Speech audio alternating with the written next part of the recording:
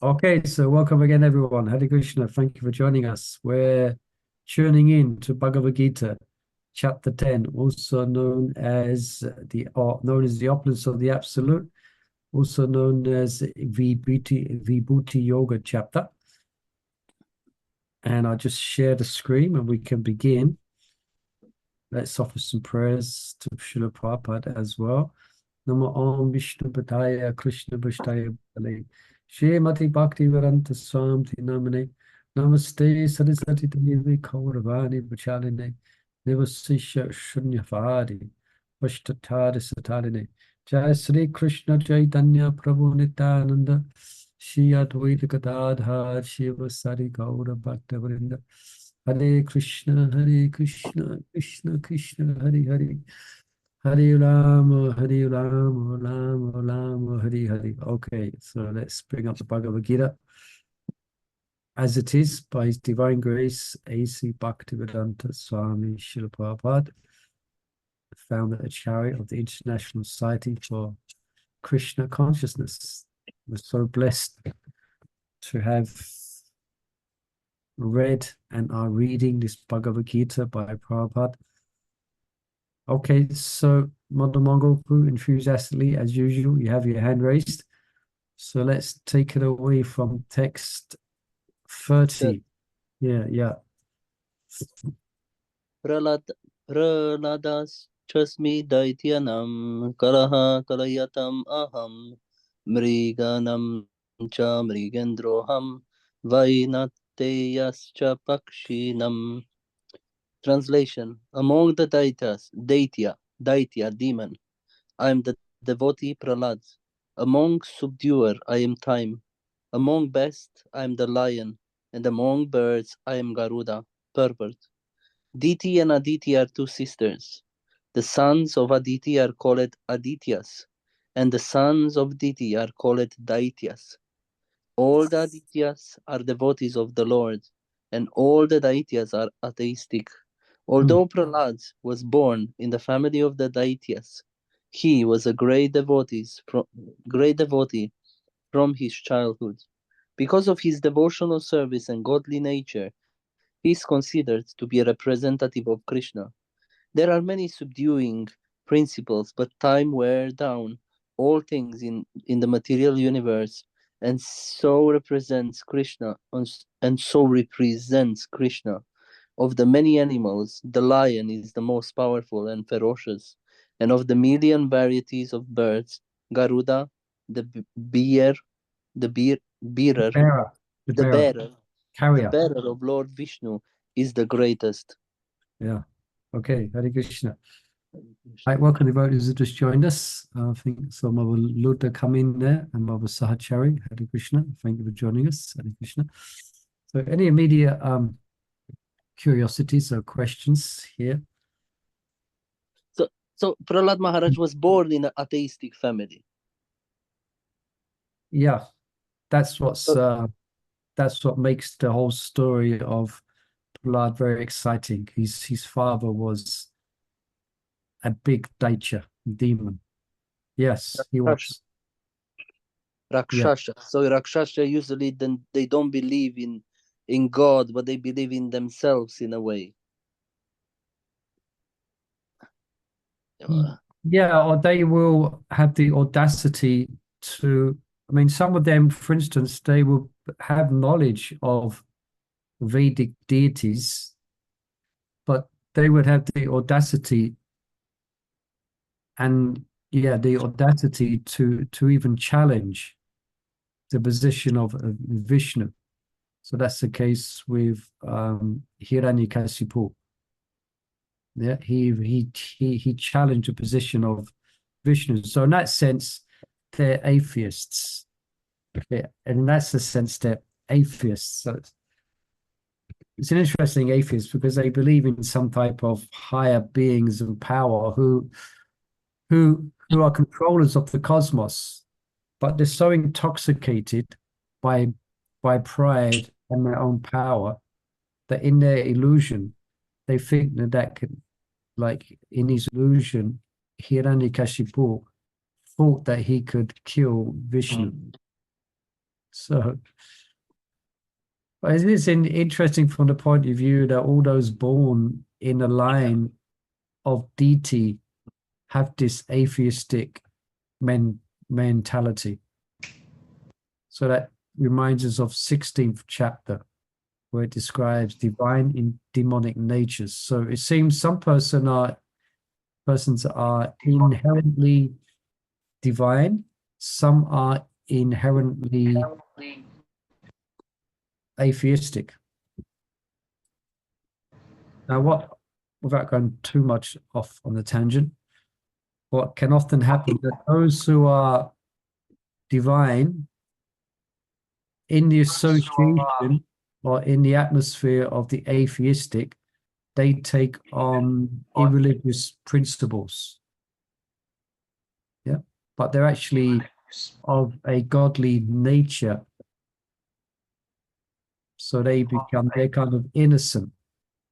But when they hear the right path, they recognize it and they take it. Like some of you here, you may have, I mean, myself for sure, may not have been following Dharmic principles. But on hearing Dharmic, I think if you put your microphone on mute, I'm hearing my voice coming back. I don't know if it's you or someone else. Hare Krishna. But please unmute to contribute. Yeah, so when they hear the right thing, then one follows Dharma. But anyway, so there's two types of beings, yeah. The atheistic and the theistic, those who accept the supremacy of the Lord and do not try to challenge it. So Prahlada was born in such a family, and in his humility, he would never consider himself to be a devotee of any worth because he was born in that family. Yeah. Out of his humility, he would consider himself to be a fallen soul because of his birth. But as we know, he was a devotee in his womb by the grace of Narada Muni. So of the Daityas, he represents the vibhuti of Krishna.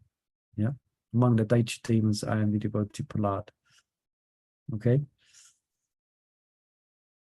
And this comes up a few times about time. This will come up in the 12th chapter in the universal form, Kalosmi. And here it's mentioned, of subduers, I am time. So of controllers, I am time. You know, there's one film that was running lately a few months ago. I saw it advertised, Oppenheimer. You know, heard of that person who invented the nuclear bomb? Yeah, his scientist Oppenheimer. There's one film about him. In a bit of a side point, but he actually learned Sanskrit so he could read the Upanishads. He had an interest in Vedic Sastra, and apparently he learned Sanskrit so he could read Bhagavad Gita.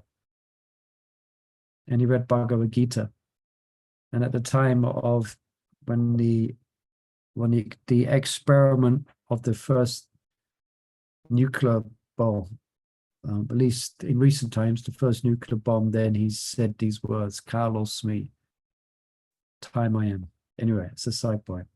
Hare Krishna. All right, and time wears down all.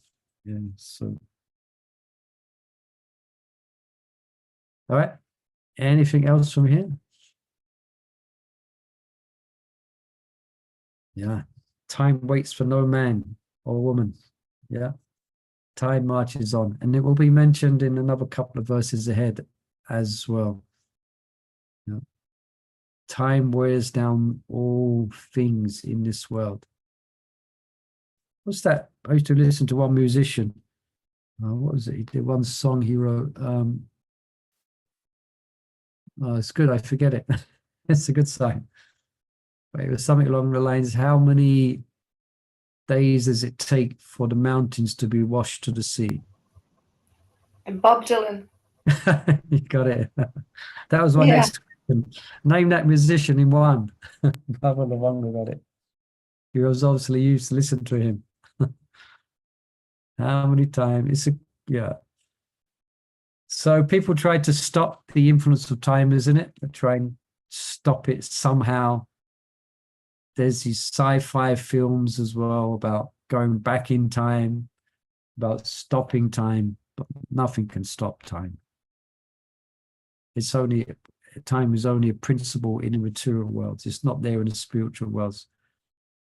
So time is going to wear us down. Time is wearing us down. Yeah. One time we didn't have gray hair. Now we've got gray hair.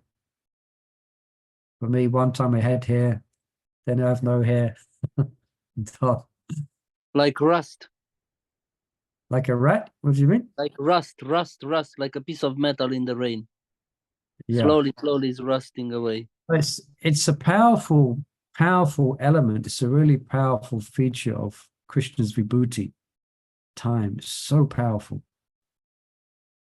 Everything becomes devoured by time. Everything becomes subdued.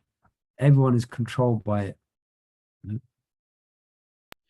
It's a good thing to surrender. It makes you surrender. You want or you don't want, it will make you surrender. Yeah. There's a verse in Gita itself that says that exactly. For those who are endeavoring to be free from the influence of Kala, then they take shelter of Krishna. Yeah, time. Yeah, with setting and rising of the sun, the time decreases the life of everyone, except those who are attending the Bhagavad Gita Sangha on Tuesday and Wednesday from 6 to 7. Haribol! Oh. Yeah, and those who are hearing Srimad Bhagavatam and chanting Hare Krishna, they are becoming nourished as they go on. In time, as you execute bhakti, in time you become nourished. So you become, your life is not depleted, it's invigorated. Your body may be depleted, but you become invigorated. Everyone else, they suffer from time. Yeah.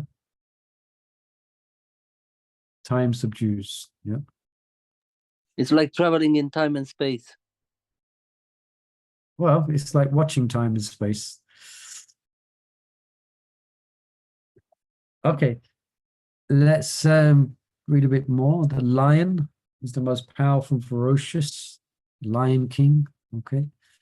And Garuda carries Lord Vishnu. So this gives a little glimpse, something we can understand about the opulences of the Lord. Yeah. There for us to see. We can see it. It gives an indication of how great Krishna is. Yeah, let's go to text 31. Someone else like to read? So Yeah, I can read. go ahead, thank you. This one, Pavana Pavatamasmi Brahmasastra Pritemaham Yasanam Makaras Jasmi Shrotasan Asmi Janavi. Of purifiers, I am the wind. Of the wielders of weapons, I am Rama. Of the fishes, I am the shark. And of flowing rivers, I am the Ganges. Purport. By Srila Prabhupada, Jai Srila Prabhupada. Of all the aquatics, the shark is one of the biggest and is certainly the most dangerous to man. Thus, the shark represents Krishna. Yeah, okay.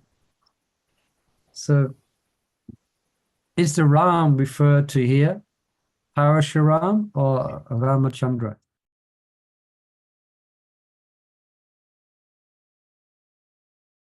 That's the question. Sorry, what's the question? Is the Ram here Parashuram or Ramachandra? So Rama. Might be Parshuram because ferocious. Wielders of weapons. Yeah.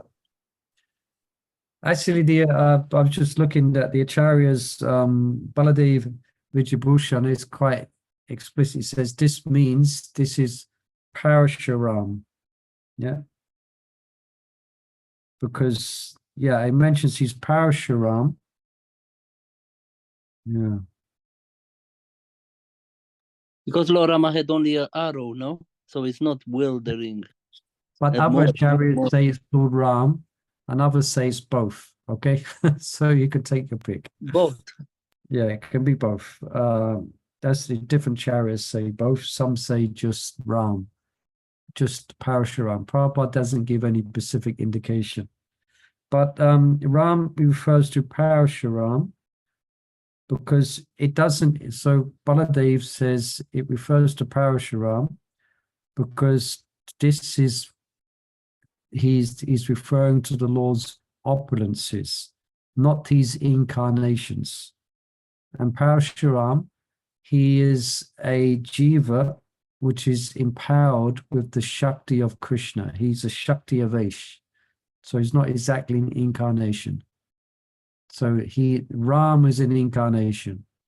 Parashuram is a Shakti Avesh who represents the power of Krishna. Anyway, some technical details there. Okay. And also, Srila Prabhupada, he says here, of fishes, I am the shark. And you see in the translation, you see in the word to word, it says makara. Makara. Now, a makara is a fish that lives deep in the ocean that swallows whales whole. Okay, you heard of that? What's It's that? Well, a makara, one definition of a makara is a fish that can swallow whales. but what's a whales? A whale, you know, a big whale. Oh, a whale, yeah. Yeah, a whale. So that's a big fish. Wow. Yeah, you might have heard that before in Srimad Bhagavatam classes. It's a big fish, makara.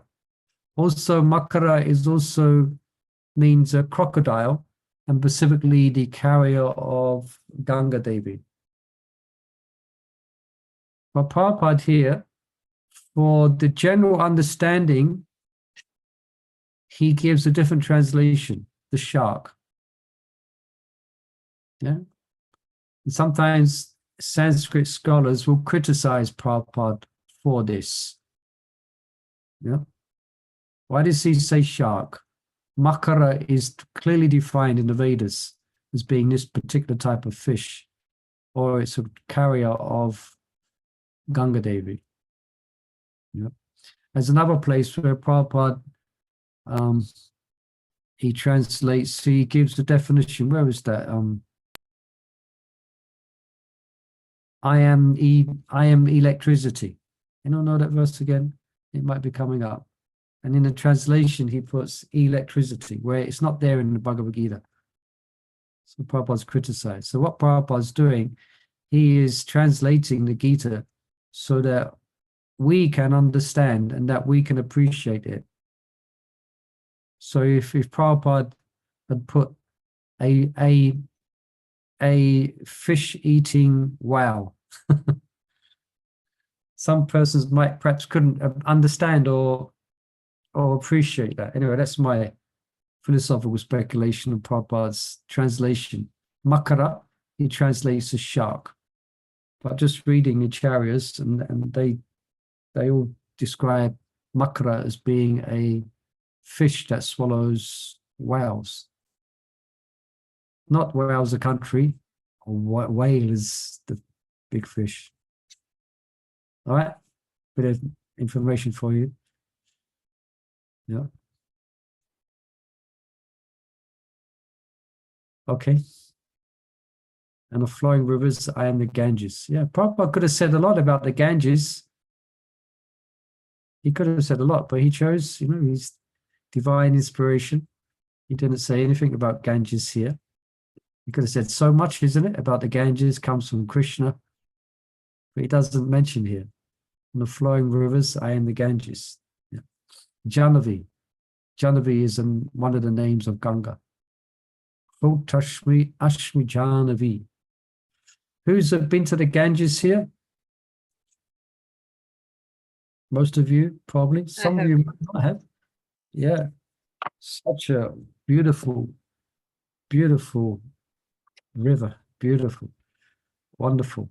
I always feel when I go to Mayapur, the Ganges, I always feel like she sheltered me like a mother. You know, I remember many years ago, I was walking to the Ganges and I had this kind of feeling that I was being protected by Mother Ganga, like she was a mother. I got this sense I was approaching a person. It's quite far out, you know. And I love, on Navadvip Parakram, we go on the Ganges, sometimes for japa period in the morning from, you know, the Parakram starts at 4:30 when the sun rises. And sometimes your first journey is on a boat for 2 hours going down the Ganges in the morning, chanting japa. My God, I can't think of anything more blissful than sitting on the boat with Vaishnavas chanting japa as the sun is rising in the morning. And see all the villagers come out. All the villagers are there and they're washing their clothes, etc., etc. The young kids are jumping around in the Ganges. That's a bit later in the day. Anyway, Hare Krishna. You can come for both, Murli Prabhu. It's not the same. It's not Ganges, but you can think you're on the Ganges, and you can come on our boat. Yeah. Ganga Chachi Muni Dave Godavari Sarasati Nam Bindu Sidhu Kalvari Jasmin Siddhanukuru. All right, let's read on, reading about the vibhutis of the Lord. So we need another hand for text. Let me see if any more notes for this 31 here. Not mentioned that yet. 32. Lucinda was asking, she can read quick. Go ahead, please. Yes, come on, Luby. She's coming now. Thank you. 32. Yeah, also Yeah. Have a go at the Sanskrit. Don't worry what it comes out like. Sarganam adidantascha majam chaiva hamadruna ajatma vija vijanam vadhapravadattam aham. Wow, great. Well done. This translation. No? Okay. Of all creations, I am the beginning and the end, and also the middle, O Arjuna. Of all sciences, I am the spiritual science of the self, and among logicians, I am the conclusive truth. Purport. Among the created manifestations, the first is the creation of the total material elements. As explained before, the cosmic manifestation is created and conducted by Mahavishnu, Garbhodakshai Vishnu, and Kshirodakshai Vishnu. And then again it is annihilated by Lord Shiva. Brahma is a secondary creator. All these agents of creation, maintenance and annihilation are incarnations of the material qualities of the Supreme Lord. Therefore, he is the beginning, the middle, and the end of all creation. For advanced education, there are various kinds of books of knowledge, such as the 4 Vedas, their 6 supplements, the Vedanta Sutra, books of logic, books of religiosity, and the Puranas. So altogether, there are 14 divisions of books of education. Of these, the book which presents Adhyatma Vidya, spiritual knowledge, in particular, the Vedanta Sutra, represents Krishna. Among logicians, there are different kinds of argument. Supporting one's argument with evidence that also supports the opposing side is called jalpa. Merely trying to defend one's opponent is called vitanda. But the actual conclusion is called vada. This conclusive truth is a representation of Krishna. Hare Krishna, thank you. Thank you. Hare Krishna. Okay, so any curiosities here? Any clarifications needed here? So just moving things around a bit on my screen. Yeah. Hare Krishna Prabhu, can I ask a quick question? Yes. Prabhu, you know, when it's very difficult to explain to children or like I was reading with the kids and boys and they were like, why is Krishna saying I? Isn't that like ego kind of thing that you're boasting? I didn't know how to speak to them or how to clarify this thing. And I was like, okay, I'm going to look into this and get back to you. So how can I explain to people when they say that Krishna is saying I, then Interesting question. saying I. I Well- think Trinjali also used to think this question, yeah? Yeah. So She I did. had asked this question once. I think somebody gave me an answer. I think I All right. asked Jainitai Prabhu in a class. all right. And the answer he gave me was more inferral than direct. He said this was told in the confidential knowledge. He didn't tell in the beginning. He only told the Arjuna towards the end when it's the confidential knowledge. At that time, he revealed himself. And that is for his closest of people. And he's not egocentric. He's saying the truth as it is, the way it is. And he said it to his most confidential towards the end. That's what he answered. I remember the answer.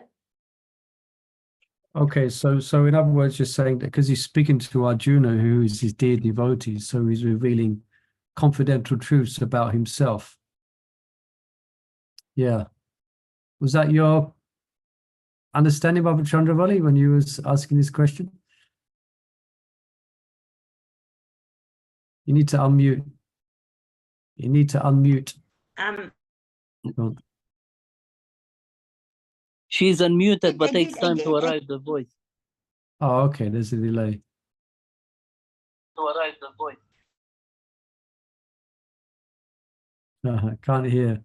Yeah, Oh, now it came and then it went away. can't hear you, Mata. Anyway.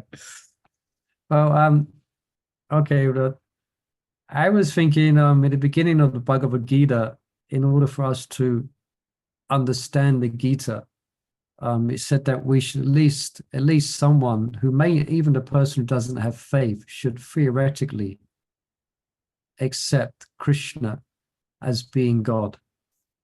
And then Bhagavad Gita is going to make some sense. Otherwise, it could be just that, what you said, Nova, that if Krishna is saying, I am this, I am that, if he's not God, then he's definitely someone with a big problem. From me comes all spiritual and material worlds, hamsava shapabhavo matashavam bhavatate. Yeah. So Krishna is speaking as was mentioned by Sudami Radhika as well, that Krishna is speaking from the perspective of giving confidential truths here. But he's speaking from his position of being the supreme. And the next chapter, he will go even further to prove that. Next chapter is the universal form. So he's going to go even further in making this point. So you could say to children, I don't know, but one thing you could say, well, why not? He's God. So he can say that. Okay. Is it Yeah. possible Go that on. when we talk about I, it's a false ego? Our false ego says I. But as far as Krishna is concerned, he doesn't have a false ego. He doesn't have a material body. So when he says I, it's his true ego. Yeah, no, it could be like this as well. Like, for example, if you are a good cook, right? You can say I'm a good cook, and there's nothing wrong about it. You are a good cook, and you're not you're not telling what I can cook this, and you're confident about that, and you say you're that. So similarly, Krishna is that. He's confident that that is what it is, Yeah, So so that's another two good things. Some other Radhika is saying, yeah, that's his real identity, aham. But also, Bhava Sudami Radhika has brought up a good point as well, is that, yeah, even on the basic material platform, we can use the term I. Yeah. So what about Krishna? Yeah, so surely Krishna. Right, there's something else I'm going to say, but it just escaped me now. Yeah. So Yeah, I wanted to say something. Mother Mongol, yes. Sorry, I wanted to say something. For me, always is bothering me when I hear in English language I. Where in Romanian we don't have like this I am. It sounds different because in English I is always even in the middle of the phrase. You need to put I, which is pointing out that is you, the center, which is not like that. Yeah. In Sanskrit, it's different. Yeah. But this point, but Bhagavad Kishore is making, I think it's a really good point as well, is that Krishna, when a person, it may be, like for instance, in the 16th chapter, it's described the demonic nature. I am the best, I am whoever gets in my, I will give in charity, I will do this, I will do that. I am this, I am that, I am the greatest, he is my enemy and I will kill him. So in one sense, it does have an indication of false egos, often, sometimes. Like Hiranyakashipu, for instance, he's thinking he is the greatest, or Ravan, you know. But when Krishna says it, it's the real thing, because he is the supreme. So there's a few answers you have. Mother, Thank you. who I mean, Yes. I was thinking, they could Peru, that yeah. we could also make a list of I's about ourselves that are true, like I am a servant, eternal servant of Krishna. I am spirit soul. I am a disciple of so and so. I am, Yeah. you know, trapped in this material body. I am under the influence of the three modes of nature.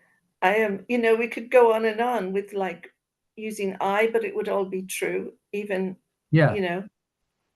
Yeah, so it has And its Krishna's uses. just doing that, saying because he is the greatest, he's explaining how he is, you know, it's stuff we need to know. He has, because he hasn't got an ego, he's just telling us who he is, basically.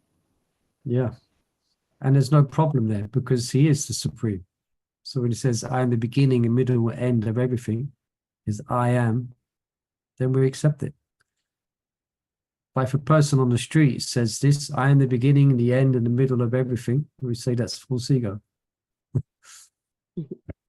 The funny part it is when you read about Krishna, you can feel the power he has and the beauty. But when someone else says, I think it makes you laugh a little bit.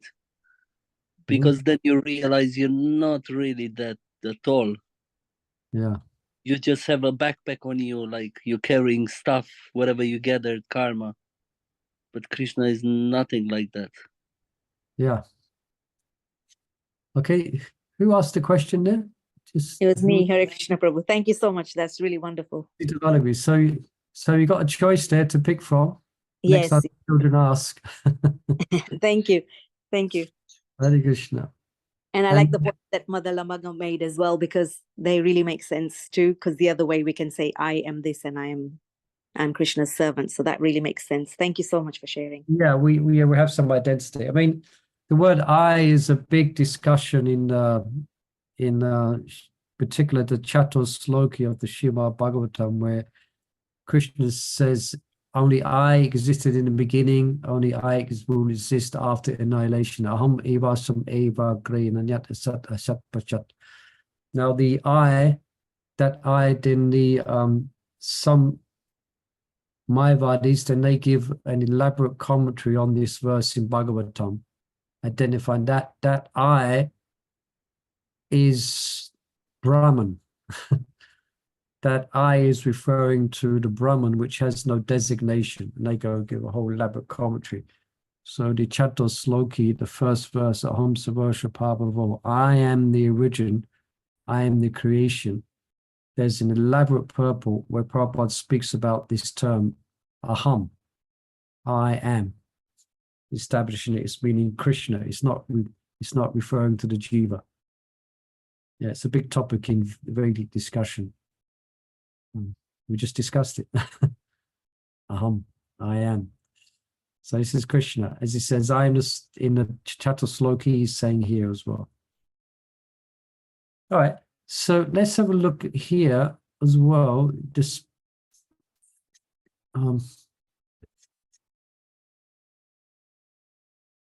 yeah, here for advanced education, there are various kinds of books of knowledge, the four Vedas and the Vedanta Sutra. Someone could say what the Vedanta Sutra is.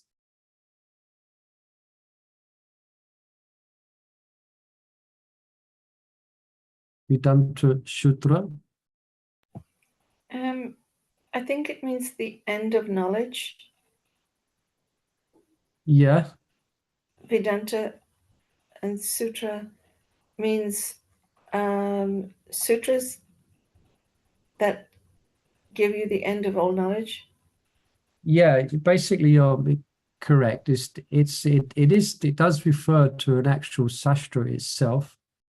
And Srila Vyasadeva, he having wrote the Vedas, then in order for clarity of communication of the vast import of the Vedas, then he put all the Vedas into sutra form.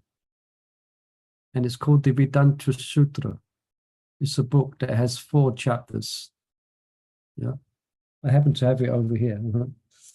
This actual book is called the Vedanta Sutra, also known as the Brahma Sutras, which different philosophers or Vedic philosophers will give a commentary upon. It's the Vedanta Sutra.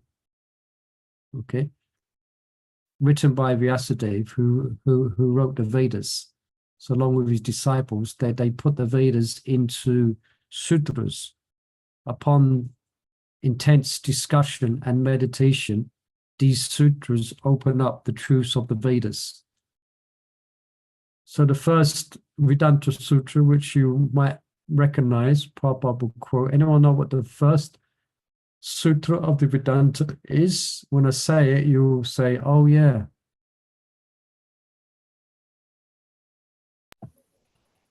Atato Brahma Brahma Jignasa. Jignasa, yeah. So now is the time for inquiry into the absolute truth. Tato Brahma Jignasa. Yeah.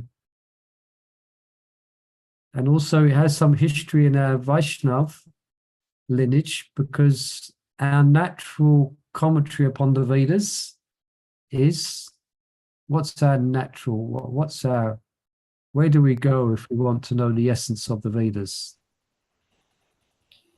The Bhagavatam. Yeah, Srimad Bhagavatam.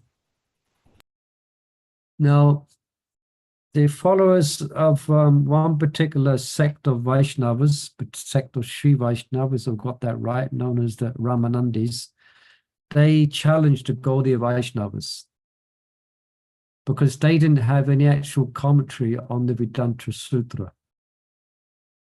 Now, the reason the Vaishnavas didn't have, because from their perspective, they didn't need one, because they've got Bhagavatam. Because they have the Srimad Bhagavatam. You understand? You follow? So the Vaishnava, but then they was criticized for not having an actual, because these followers of Ramananda, or Ramanandis they're called, they wanted to see an actual verse by verse commentary on the Vedanta Sutra. Like the Vedanta Sutra says Brahma Jignasa, and then you give a commentary. So all the different Vedic schools, they have their commentary. The most famous commentary on the Vedanta Sutra is by Shankaracharya, unfortunately. It's the most famous. And he gives an impersonal commentary upon it. So they were challenged. And on this, okay, you say Bhagavatam, but then we don't accept that. We want an actual verse by verse commentary. So then Vishwanath was the Mahant of all the Vaishnavas, but he was quite elderly, so he gave the task to his disciple Baladev Vijayabhushana. So Baladev Vijayabhushana wrote a commentary on the Vedanta Sutra, and he was empowered by, anyone remember the name of the deity he was empowered by? He was given Radha Govindaji. Radha Govinda, thank you, Mother. Now, there's different stories of that. Some of the more kind of, some stories is that Govinda, say again, Govindaji? Well, it's in Jaipur. The deity is in Jaipur, and it's okay. So Radha Govindaji. So yeah, so Radha Govinda. So some say that Radha Govinda, that Govindaji, Radha Govinda was sitting next to Baladev and was dictating. Now the Mayavads write this, now you write this, now you write this. Some say that it was by the grace of Radha Govinda that he wrote, and they gave him only a certain amount of days to actually write the commentary. And he wrote the commentary, and he did write the commentary, empowered and blessed by Radha Govinda. And he defeated these Ramanandis. And I also, I can't remember the details of this part. I have to look at it up again, but they challenged the Vaishnavas for worshipping the deity of Radharani as well. And he also defeated that. Now, the reason I'm saying all these details is because if you look in the beginning of Bhagavad Gita, Prabhupada dedicates his Bhagavad Gita to Baladev Vijayabhushana, who wrote the commentary, the Vaishnava commentary on the Vedanta Sutra. Okay, so that's the Vedanta Sutra. There's a bit of information there about the Vedanta Sutra. It's a difficult book to read. It's not easy to read. It's very intense, deep, intense philosophy. It's like difficult to penetrate. But it's there if anyone's inspired. You can try and you can read through it.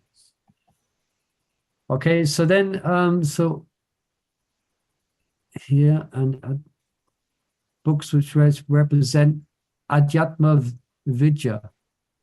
That's the Upanishads, if I'm not mistaken. Okay. They deal with transcendence. They deal with liberation. The Upanishads. Okay. Sorry, I'm not losing everyone with all these details, but and this, you see this last paragraph here. This is generally the subject which is Nyaya. You heard of Nyaya? It's one of the darshans of the Vedas.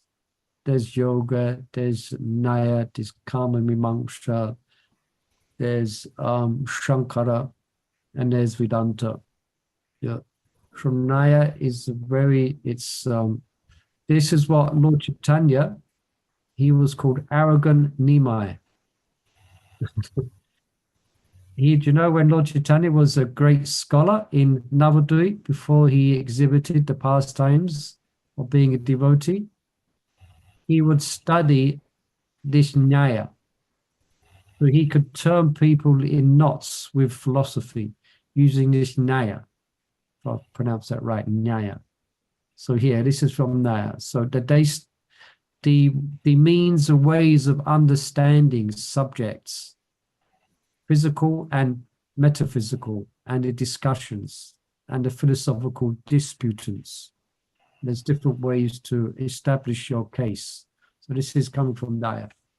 So Lord Chaitanya would argue with someone, he would defeat their philosophy, then he would defeat the philosophy that he had just defeated. And then he would defeat that philosophy, all using Nyaya.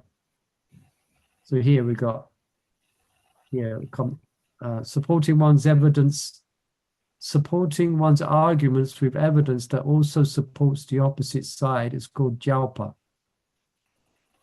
Merely trying to defeat one's opponent is called Vitanda. So that means you're not interested in the truth. You're just trying to smash your opponent. You try and trick them. You use different philosophical means and ways to defeat them. Your purpose is not to understand the truth, it's just to defeat them. And you use all types of trickery to actually do that. All types of logic to try and prove they are wrong. Yeah. And that's known to some degree in Western debates as well.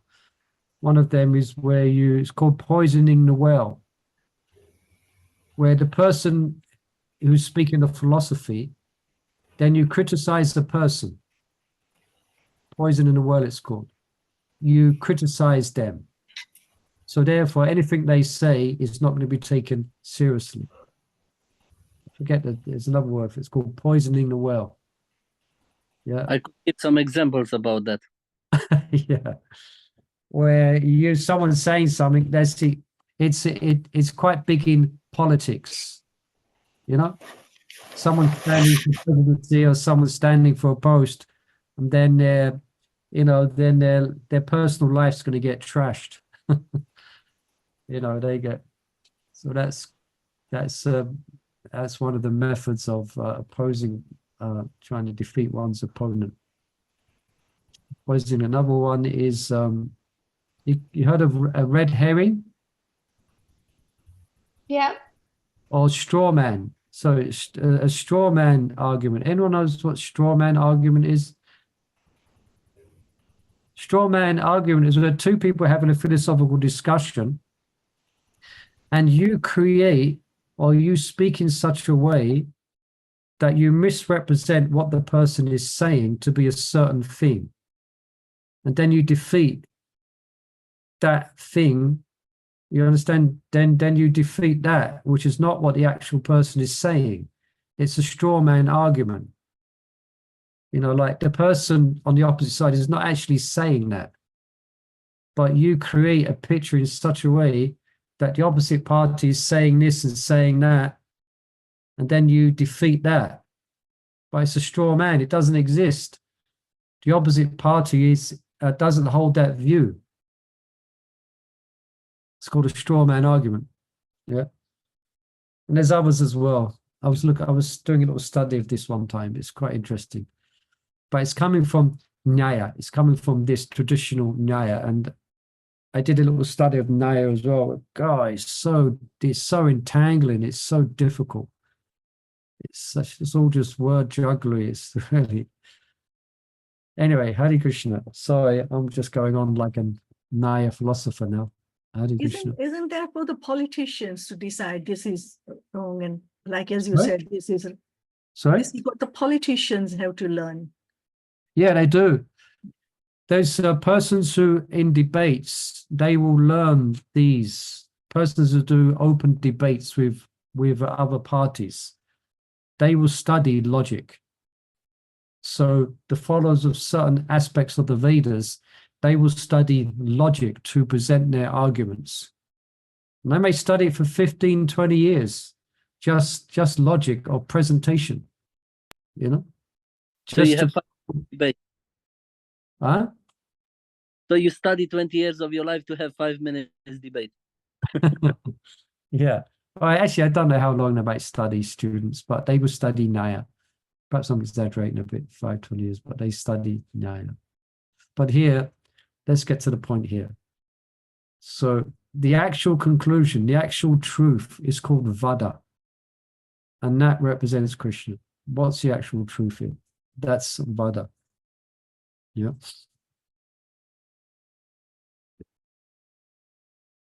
Okay. All right. Should we edge on a little bit or the next verse?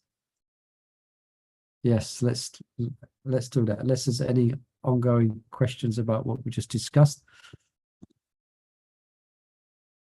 Okay, let's read text 33. Shall I read, Prabhu? Yeah, go ahead. I'm trying to. Yeah.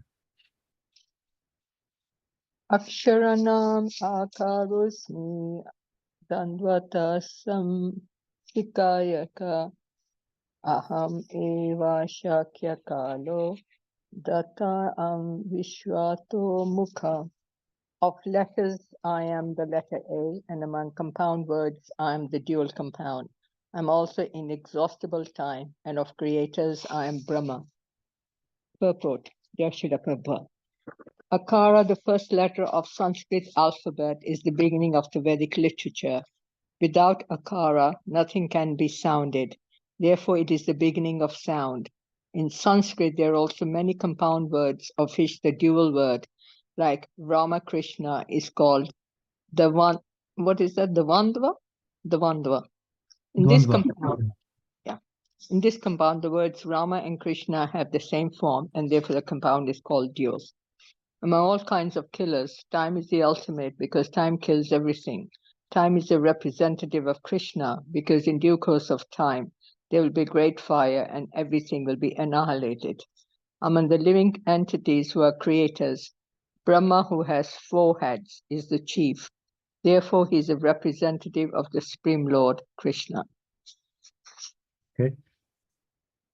So I do not know much about Sanskrit, so can't comment much on this, but akara. It's not A, okay? We understand that. It's not A, it's A. This is the foundational letter or utterance in Sanskrit. If I pronounce that right. Akara. So that represents Krishna. And here, time is mentioned again here of all kinds of killers. Time is the ultimate because time kills everything. So this is mentioned. This is the ever-flowing constancy or the wheel of time. The wheel of time ultimately kills everything. So again, it's mentioned. Akoshmi. Oh, here, an inexhaustible time. Okay, inexhaustible. That means it just continues like a wheel, a flowing constancy of time, and annihilates everything in its path. So that represents Krishna. Let's not lose track of Krishna here. They all these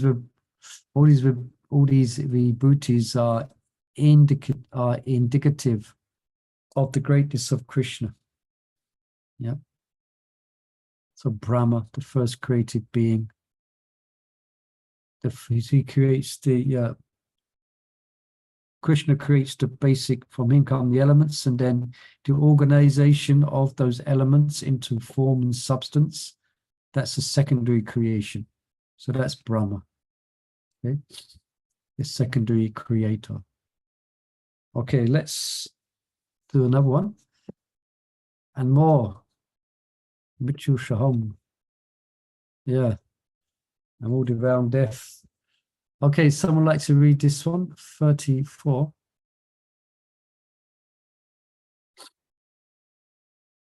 Okay, I'm going to jump in. Michu Shava Haraschaham Ovavascha Bhavishyatam Kiti Shiva Chanarinam Smriti Meda Dutikshamah. I am all devouring death, and I am the generating principle of all that is yet to be. Among women, I am fame, fortune, fine speech, memory, intelligence, steadfastness, and patience. As soon as a man is born, he dies at every moment. Thus, death is devouring every living entity at every moment. But the last stroke is called death itself. That death is Krishna. As for future development, okay, so death is Krishna. As for future development, all living entities undergo 6 basic changes. They are born, they grow, they remain for some time, they reproduce, they dwindle, and finally they vanish. Of these changes, the first is deliverance from the womb.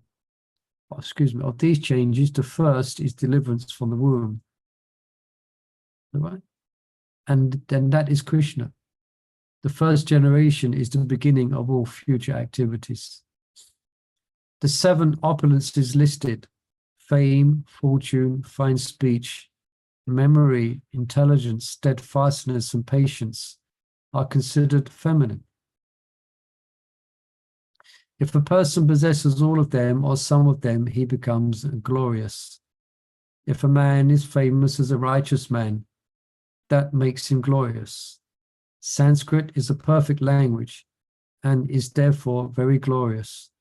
If after studying one can remember a subject matter, he is gifted with a good memory or smriti, and the ability not only to read many books on different subject matters, but to understand them and apply them when necessary is intelligence, meda, another opulence.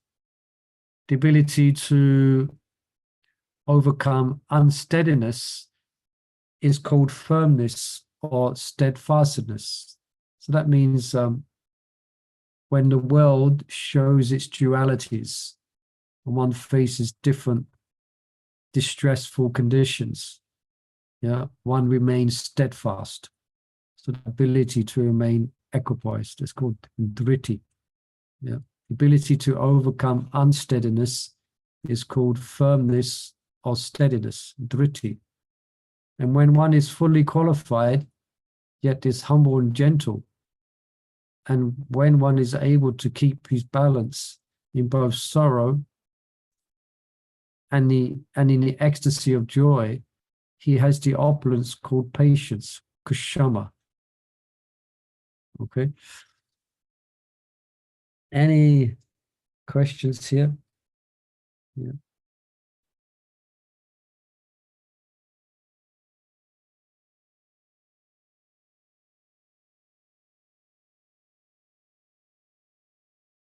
Yeah, I was always a bit confused here why it was mentioned as feminine qualities. I mean, I don't know Sanskrit, but apparently it's to do with the Sanskrit language, because the rest of the purport, Prabhupada speaks in general terms. If man, meaning mankind, or man means anyone, mankind, man or woman, possesses these, then he gives an elaboration on each of these qualities. But the reason it's mentioned as feminine is to do with the Sanskrit, as far as I can remember. That's why Prabhupada mentions here, Sanskrit is a perfect language. It's therefore very glorious. So these different words here. Okay, so fame, fortune, fine speech, memory, intelligence, steadfastness, and patience are considered feminine. Yeah, so any questions here?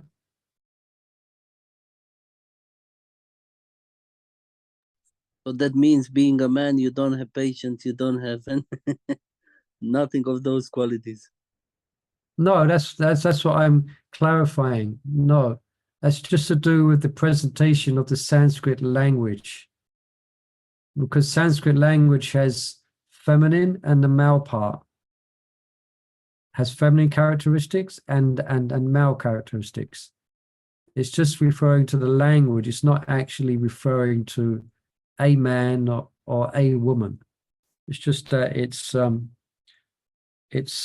that's yeah, how can you say, that's the grammar of Sanskrit. It's divided into pronouns which are considered feminine and pronouns that are considered masculine. What makes them feminine and masculine? That takes someone who knows Sanskrit can tell you that.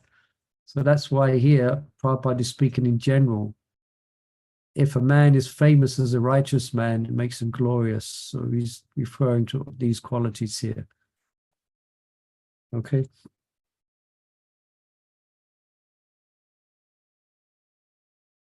All right. So speak Sanskrit. Sorry? No one knows any Sanskrit here to clarify more. Oh, some might know a little bit here and there. I'm just looking. I was looking in the commentary, trying to see if more explanation is given, and Prabhupada's just repeating more or less what's here.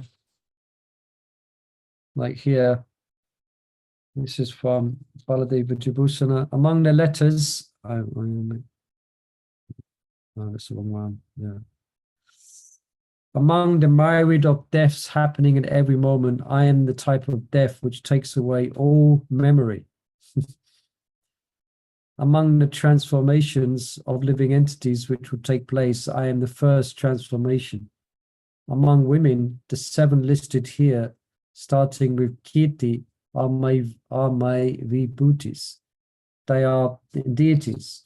Just by possessing a reflection of their qualities, men become praiseworthy. So it's general here. Kirti means, and he goes on to explain what Prabhupada is explaining here as well. All right. Okay, let's pause for today and we can continue tomorrow. Let's have a look at the verses coming up. It's going to continue describing his vibhutis here. He's the gambling of cheats.